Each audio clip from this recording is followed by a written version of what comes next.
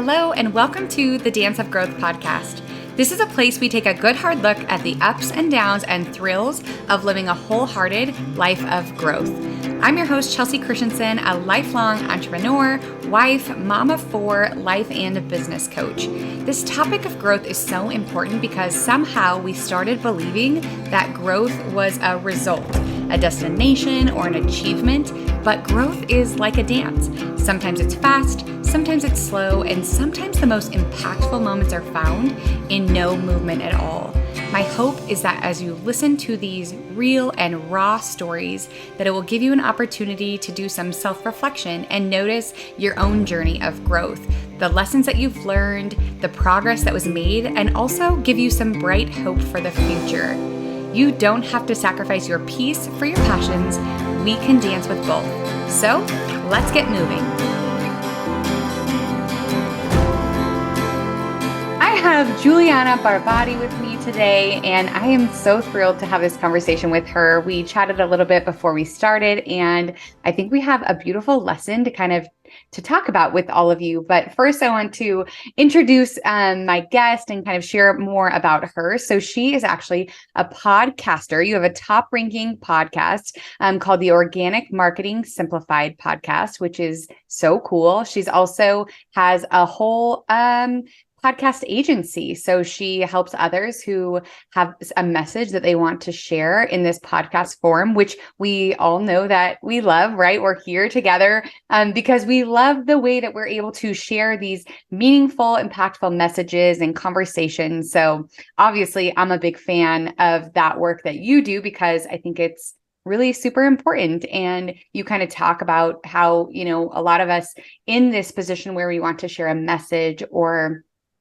teach people something. It's a really hard thing to do on social media because the attention span is so small, and the majority of people these days really just want to be entertained. They're like flipping through, and so it's hard to get to that deep, meaningful part of teaching and connecting, which is actually exactly why I started the podcast, by the way.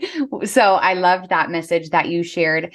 She's also a mother of two and you homeschool, which is really cool.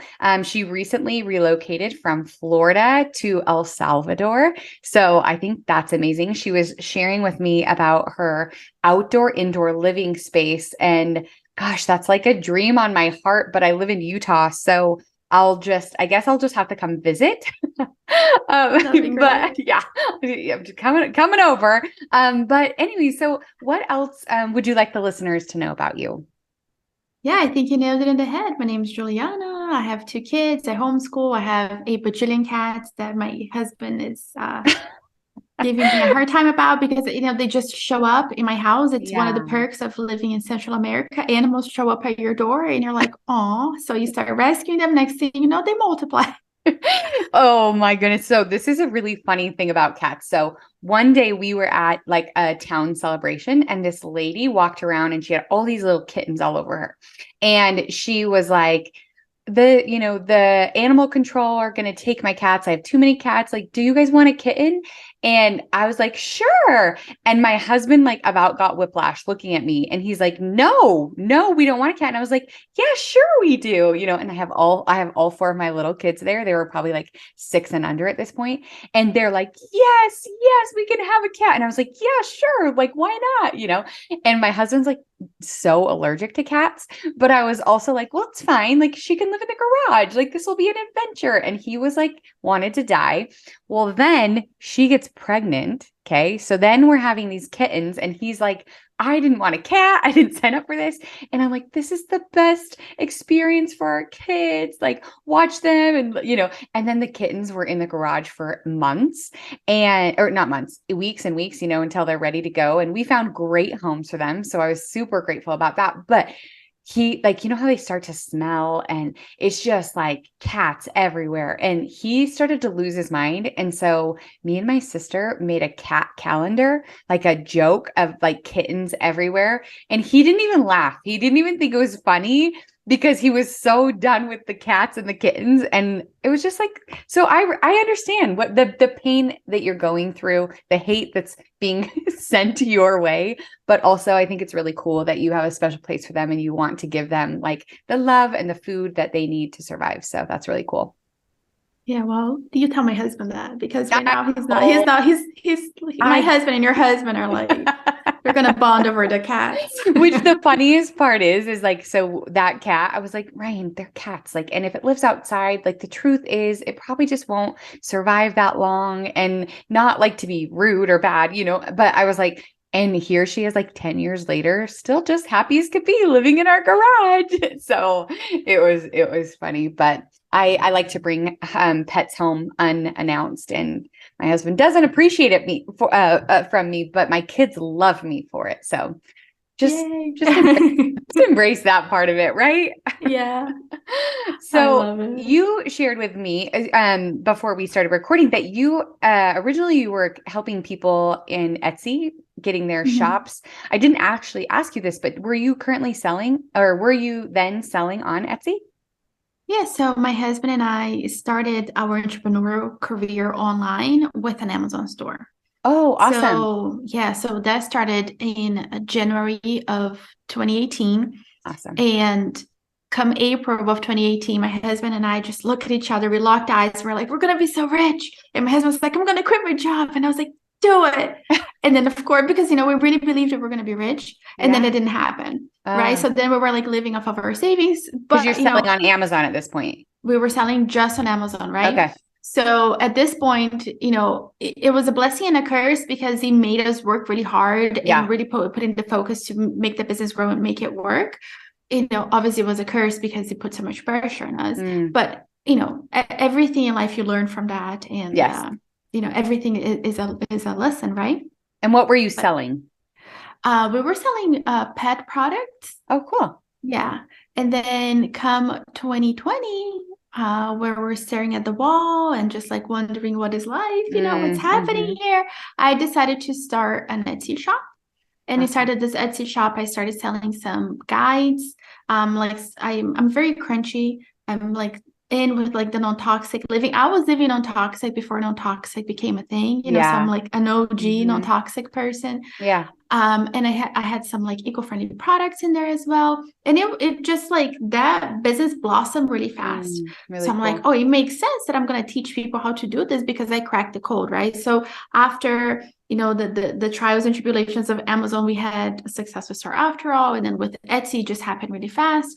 So, and I love to teach. I love to help people. I really love to help people. Yeah. So I started this podcast, and in the podcast, I was really talking mainly to the Etsy seller how to start and grow a successful Etsy business. That was what the podcast was about. Really cool. That's so, and I love when anyone shares how business or entrepreneurial ship has been a step-by-step process, that it wasn't just like you step in and then the magic happens and like everything works out for you, right? It's like step by step we're able to learn and grow, and then new opportunities come, or we decide to make changes or little shifts in our businesses but because the truth is at the beginning, we don't know what we don't know. Right.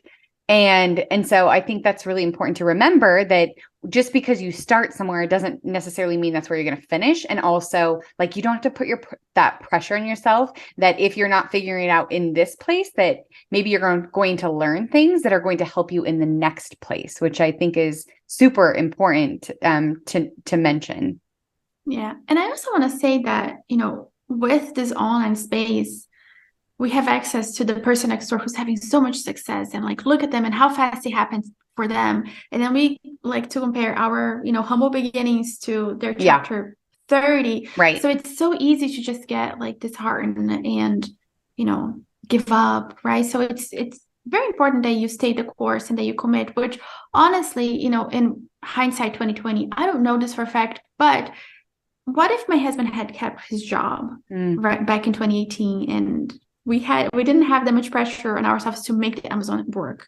Would we have made it work? Because like, would it have been? Because it's hard, right? Like, you have you are in this space, like, you know how hard it is, how challenging it gets. And there are times that even in my business, I'm like, I should just get a job, because it's hard when you have to manage people and manage expectations of our clients. So sometimes a job is just what you need, just like a job would feel a lot like vacation right now. I think to myself sometimes, There's definitely trade-offs for both, right? Like my husband, he's an engineer, and to him, a dream is like knowing that you're going to work from this time to this time on these days, and this is how much money you're going to get paid. And to me, that sounds like torture, except for on the times when it's like all riding on your shoulders, and then all of a sudden you're like, can I just have like a 9 to 5, and can I just make X amount of dollars and then just not worry about it, right? But the truth is if that is really what I wanted, then that's where I would be. And I think the same is true for you.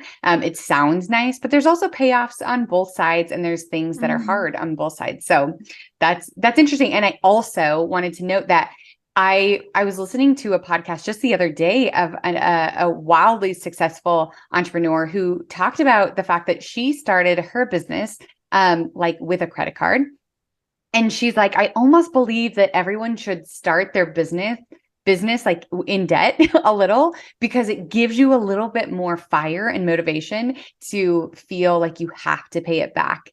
And I never really thought about that. And my business was not built like that. It was very like orders were coming in, and we would just produce as the orders were coming in at the very beginning, so there was like very little risk, but I must have had something inside of me that it felt really important. And for me, I think that was like, I needed the freedom to be making like my own income that I joke, it was like, I just wanted to buy shirts at Old Navy for 50% off for my twins, I was like, I just want to have a little bit of freedom. But it's true that when there is like, there's like risk involved, and there's a little bit extra pressure, it sometimes lights that fire to really get you motivated and committed to success, right? Yeah, absolutely. Like, you just need something bigger than yourself to commit to, right? And again, going back to this idea of in this day and age, you can literally grab your phone and start a business, right? Like, that's literally how easy it is. And we tend to confuse how easy it is to start a business to success is going to come just as easy. But it's not the truth. Yeah, that's actually a fascinating idea, because just because you started the business doesn't mean equal success, right? So what lessons have you learned looking back on what stands out to you that you were able to find the success after starting your business?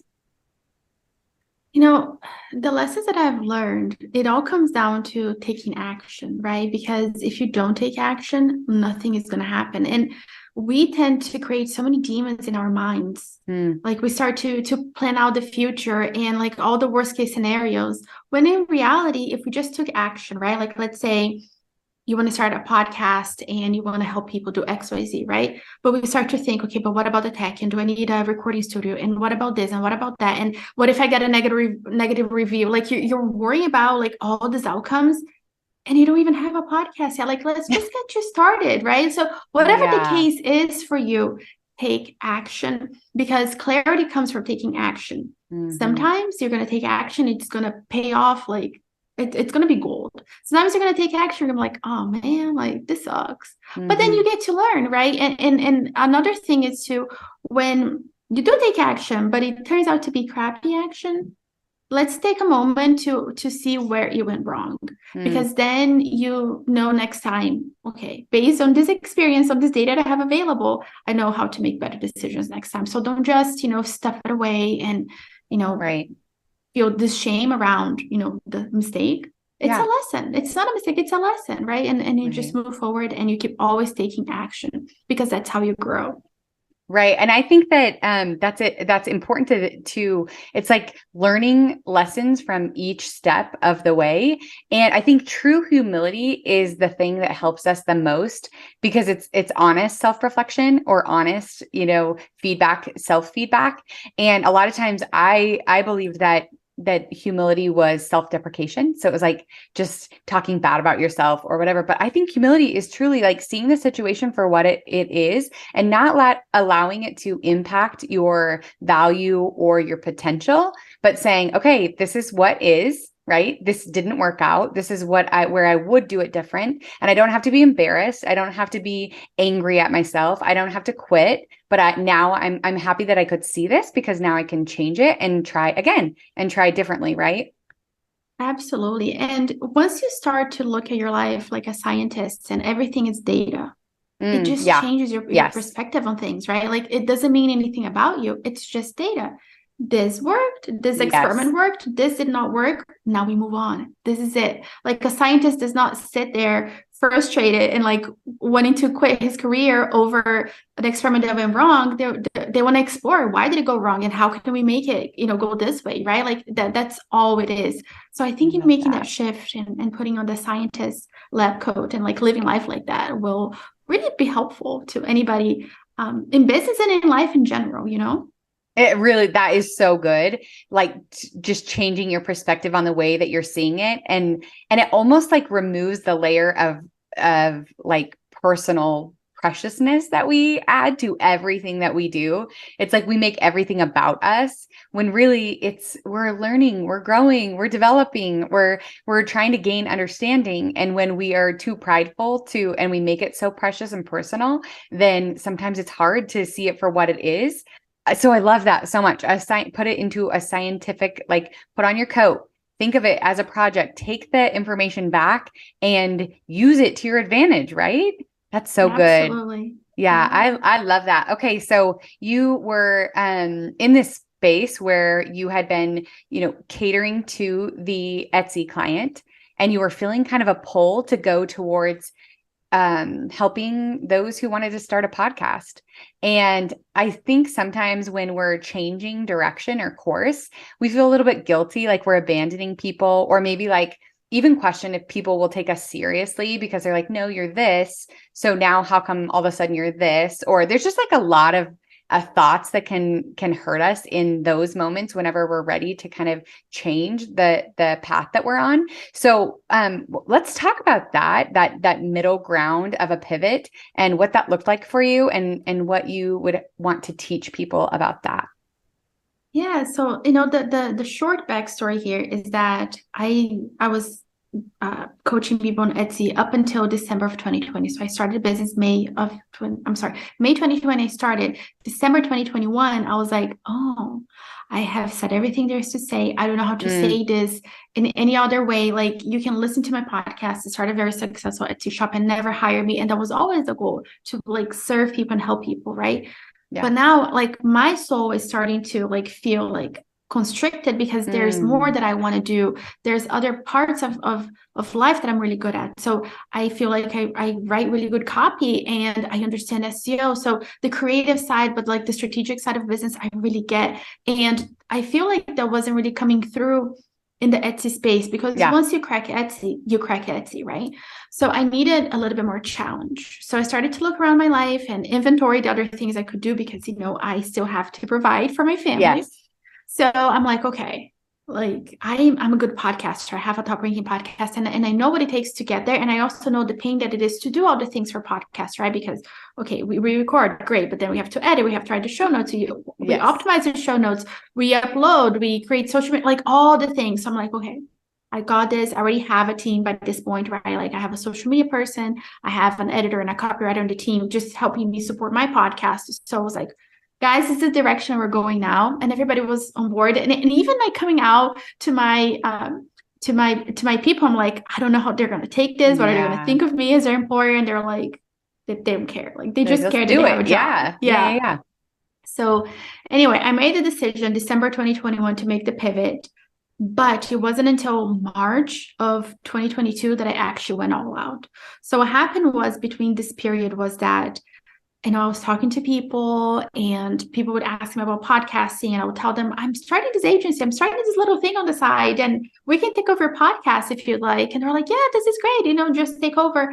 And it was word of mouth. It was like this very speak easy kind of business, and it was growing. And meanwhile, I'm torturing myself. I'm in the space of the things that you mentioned, like, what are people going to think of me? What if it doesn't work? What if I quit the Etsy business that's going really well and I go do this thing and it's a flop? And am I really qualified for this? And I have to remind myself, like, yes, like you get this, you understand, you are a podcaster, and you know all the details that go into it, right? So I'm really torturing myself for 4 months, basically. And there came a point, I remember this day so well. I was taking a shower and reflecting on life, and I was like, despite the fact that I'm doing my best work to keep this business secret, it's blowing up. And I should just go there. Like, why am I doing this to myself? So the next day, I have a business coach, and the business coach that I hired, she's there on my journey with me, but she's not telling me what to do. She's just giving me the space to grow. And I'm sure she had seen this happening from miles away, but she wanted to give me the space, right, to come to my own conclusion, to have my own breakthrough. And I told her, and she was like, "Yay, I've been waiting for this moment. I'm so excited for you. I'm so happy. What changed?" And I told her the breakthrough. And as soon as that happened, and I came out of the business closet, and I had a podcast episode explaining to my listeners the direction I was going and letting them know, like, all the episodes up until this point are here. Listen to them. They're available. The courses I have, they're available. Have fun, enjoy. But this is the direction I'm going, and this is why the business took off. And it was great. And nobody, not once, questioned, but why? Like, you're so flaky. You're such a pivot queen, like nobody ever questioned me. And like, business was just great. None of my Etsy people ever wondered anything. None of my new clients asked me, but tell me about your rebrand and tell me about your podcast. And why did you, like, nobody ever questioned me. People were just so grateful that I came into the space, that I could help them and provide them a service. And I got them top ranking podcasts, and they didn't even have to lift a finger. Like, they never had to do anything. I had to, besides record the episodes.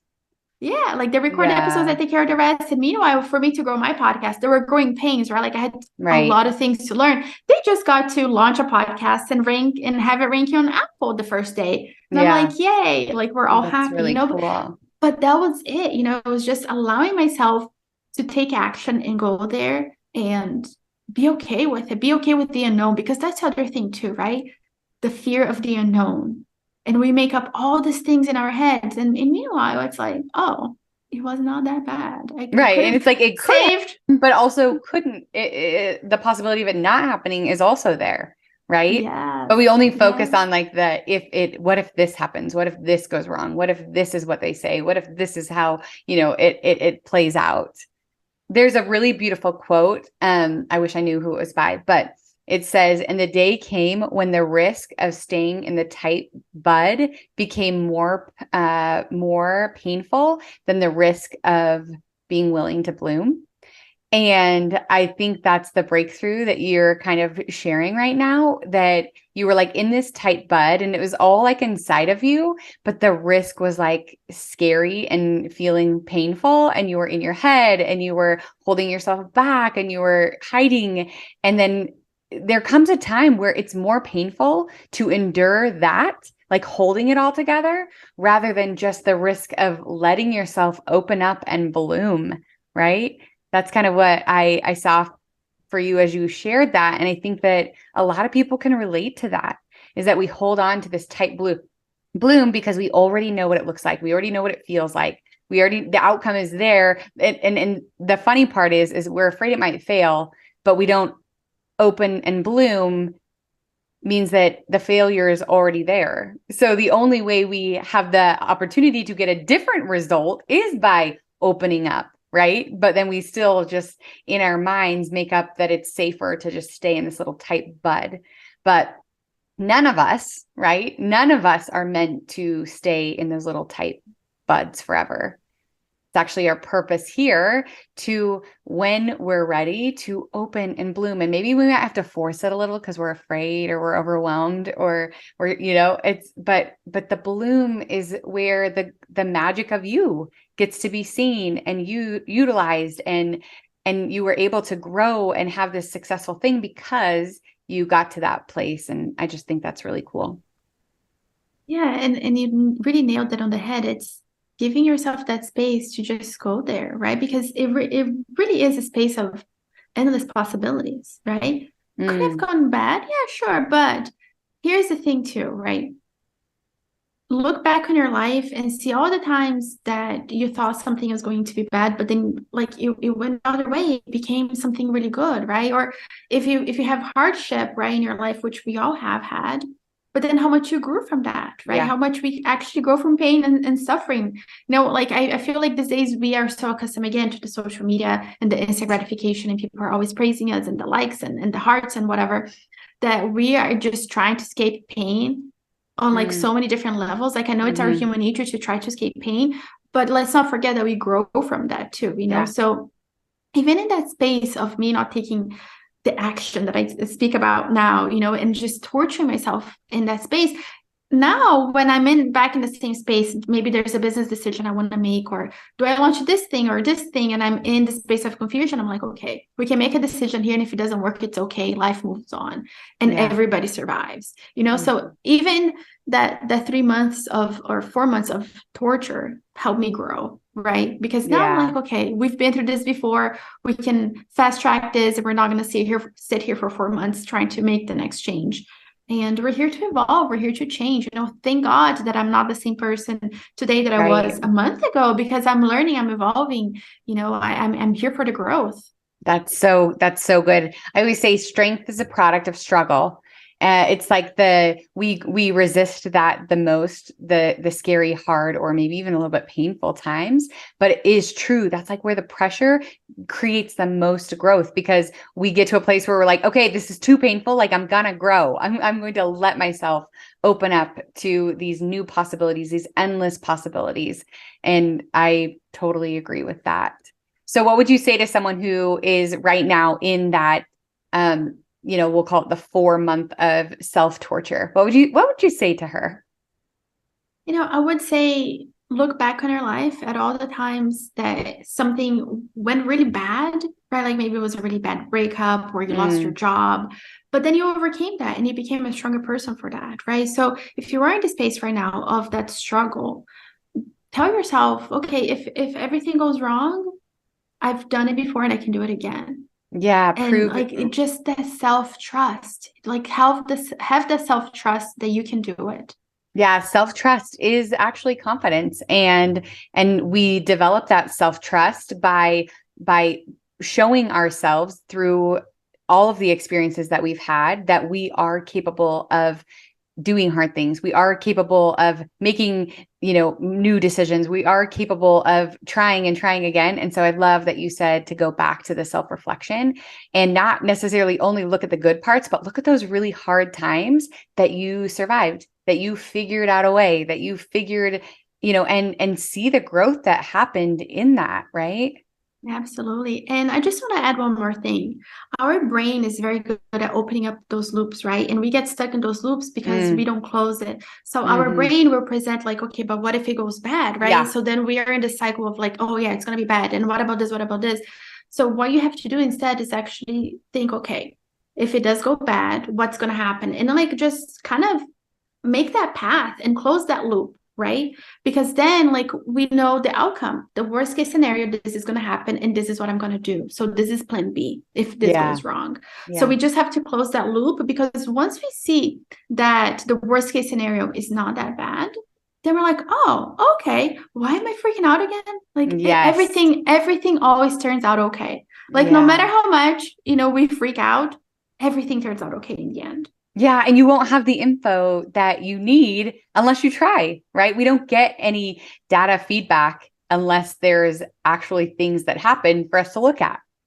Absolutely. Can I share something? It's a little bit Yeah. personal, a little bit dark, Yeah, but I think absolutely. this will kind of paint the picture. So Yeah. I am somebody, I did have a lot of trauma growing up. And of course, as you grow up, that never really goes away, right? And when I became a mother, I feel like it actually highlighted all the trauma for me. Yeah. And I remember one day, actually, it was right before we moved here to El Salvador. We were packing up the house. So it was like we were super stressed. And my husband took the kids out, and I was home alone, cleaning the kitchen, listening to a podcast. And I was like in pure bliss, in the middle of the chaos. I was like, I have some moments for myself. And then I'm cleaning the fridge, I'm in my flow, listening to a podcast. And then my brain is like, but what if your family dies? Because that's what a trauma Mm, brain does to you. Like, it's always taunting you.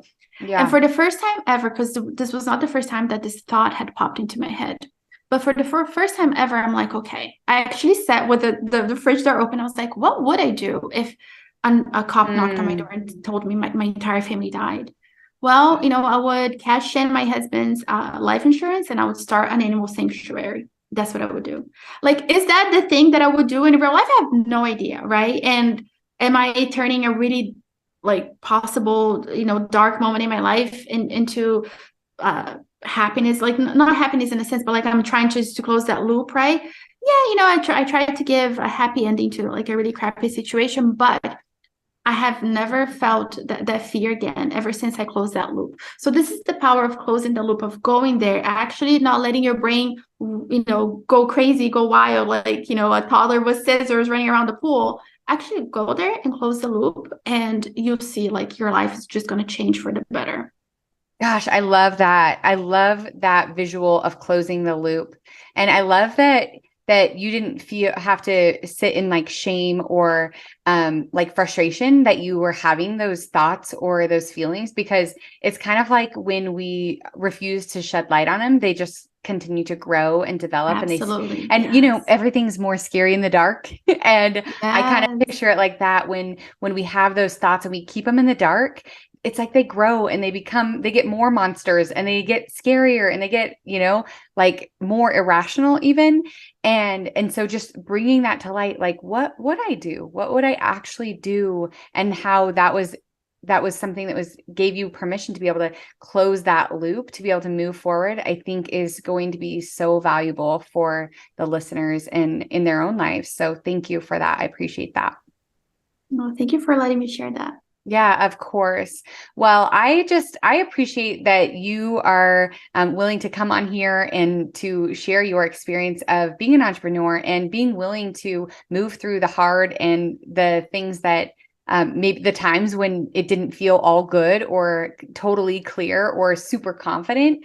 But the payoff has been so beautiful for you and for your family. And it gave you even like the ability to, sell everything in Florida and move to El Salvador and live a life that feels really good to you. And I think that's so awesome. So thank you so much for coming on. I do want to ask you these two questions, something that's, really important to me. It's this idea of fire in our heart and peace in our soul, and the commitment and the ability to be able to dance with both of those things. I think sometimes when we're, excited about things and we have passion and we're afraid we're going to like burn down the whole town or around us, right? Or maybe we have. I know that I was in a place before where it was like I had so much like passion and fire that I was like unaware of the surroundings. And all of a sudden I was like, I'm burning down my whole village. Right. And so it's like keeping that in perspective, but also making sure that we have something that's truly lighting our heart on fire, that we're excited about, that we feel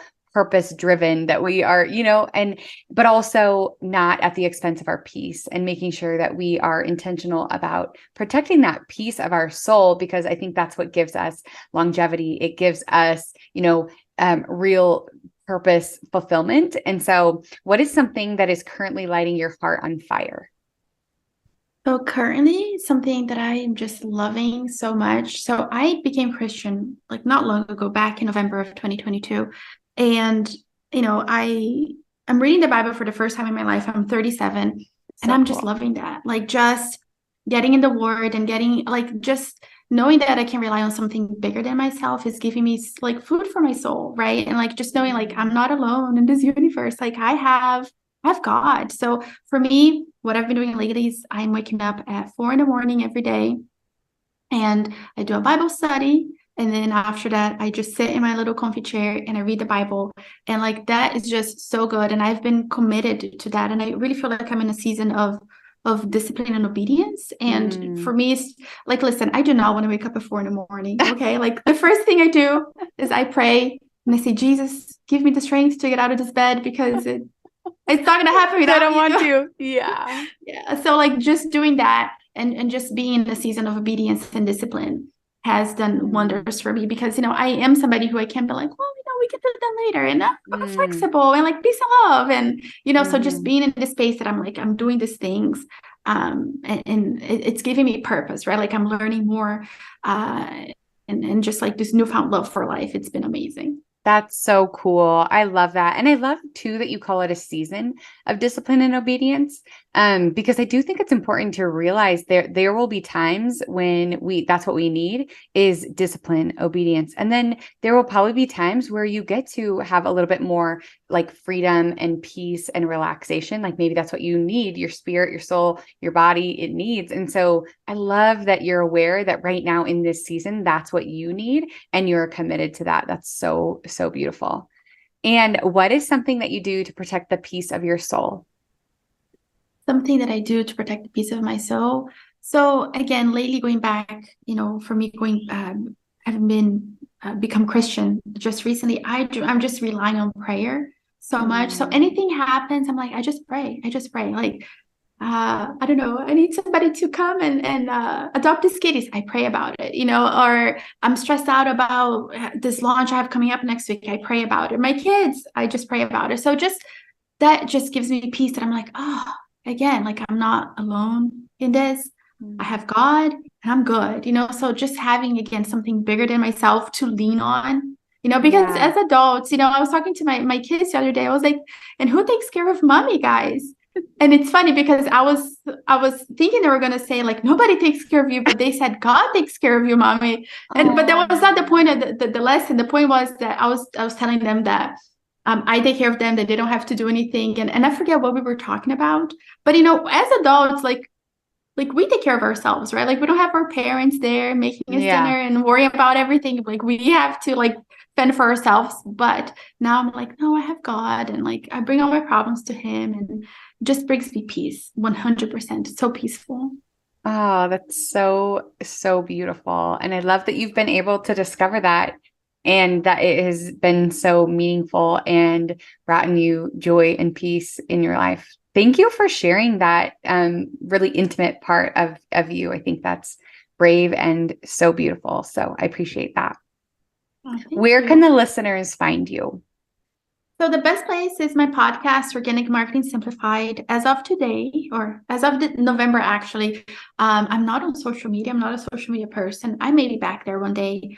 But for now, the podcast is the best place to hang out with me. Oh, I love that so much. Well, I appreciate your time and all the valuable information that you shared. Thank you for coming on the podcast. Oh, thank you, Chelsea. That's all we've got for today on the Dance of Growth podcast. One thing that would really help both myself and other women like you is if you would leave a rating and review on Apple Podcasts, Spotify, or wherever you tune in to listen. Or just share your favorite takeaway from today's episode on social media and tag me at Chelsea Christensen on Instagram. Thank you for listening, and until next time, remember, when you're living a life that has both passion and peace, you are truly living in your purpose. May you always have fire in your heart and peace in your soul.